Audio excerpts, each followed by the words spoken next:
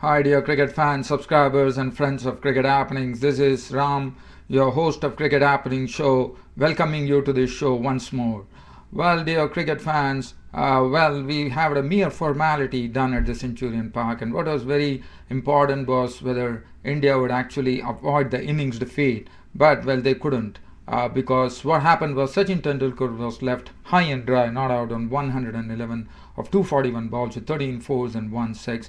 Sreesanth actually was caught by De Villiers, bowled by Markle for 3, and Jaydev Unadkat just stayed there for 10 balls before actually fending a ball from Dale Steyn into Prince's hands. It slipped, and that was all over.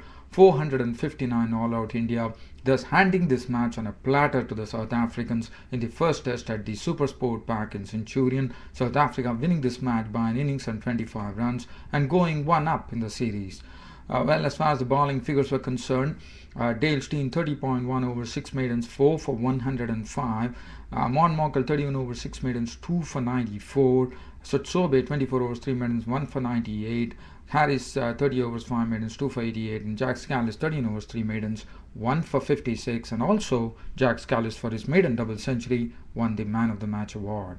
Well, dear cricket fans, as the match is all over, the only thing that I can do is do a short post-mortem of this particular match, which has just finished here at the Supersport Park in Centurion, where basically, as looking at what India had. Now, India are the ones who have to do all the hard work.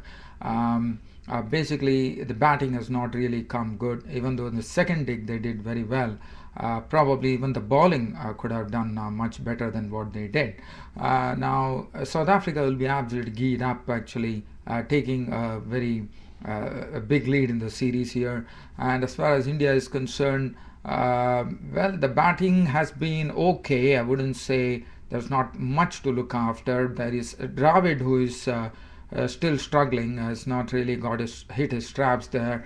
Other than that, Sachin Tendulkar's maiden 50th one-day century, 50th Test match century for Sachin Tendulkar, and his 96th in his career was absolutely splendid. And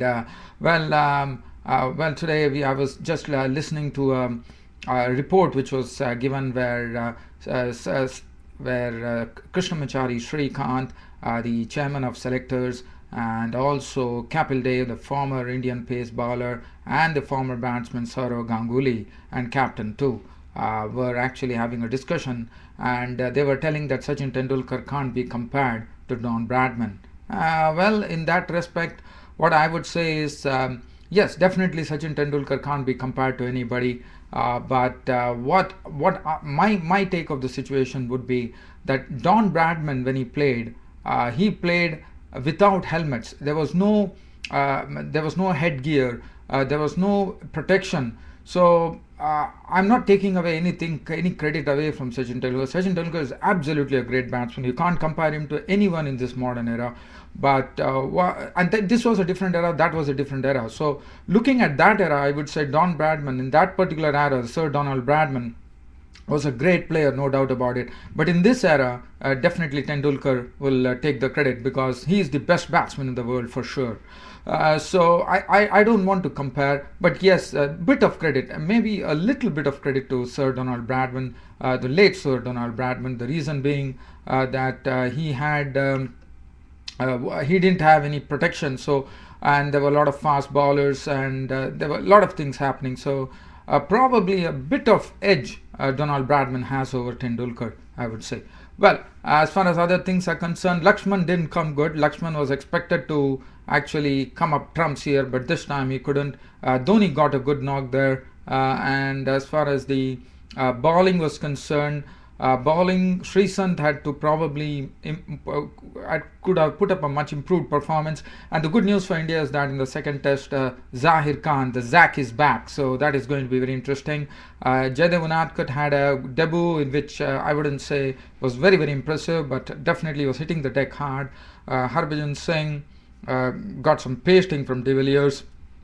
And other than that, Suresh Raina failed miserably with the bat, which was not good. Other than that, I don't think I have anything else to share, dear great fans. As far as South Africa is concerned, For South Africa, the batting lineup is like a real, very, very strong batting machine there. Smith, Peterson, Amla, Callis, everyone getting runs. Not a single person getting below 50 in that score of 620. So that says it all. Bowling was absolutely superb. Marker and Dale Steyn are a very, very lethal combination. Dale Steyn at full pace, Marker with his bounce and high action. Sobe probably could have put up a much improved performance than what he did, probably playing for the first time against India. Paul Harris did a fine job there. Other than that, dear cricket fans, we are all looking forward to the second test match between India and South Africa, which would be starting probably, I wouldn't know the date right now. I'll be covering that later. And since I'm having time here, dear cricket fans, I'm going to talk about some cricket news as well. This is a news coming in from New Zealand, where, as you know, Mark Greatbatch was the coach, but now Mark Greatbatch has not only been he has been removed from the coach position, but what he has done is they have put him on a high pedestal. He has been named as the head of selectors for the World Cup 2011.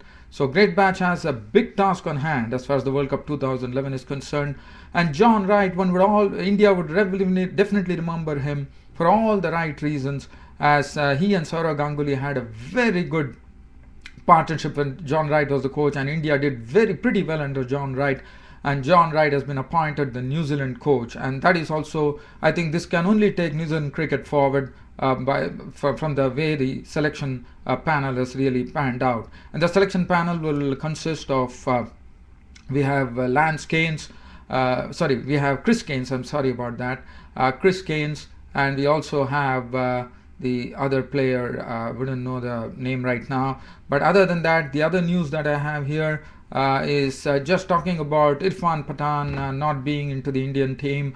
Well, I feel sorry for him, but you know, the Indian team has got now healthy competition. It's not easy for any player to actually cement a place or get into the side. It's not going to be easy, but one has to really wait and watch what happens. But I feel sorry for Irfan that he couldn't even find a place in the 30 probables name for the World Cup, where India have two new faces, Cheteshwar Pujara has been included, and also Ajinkya Rahane, the Mumbai batsman, has been included.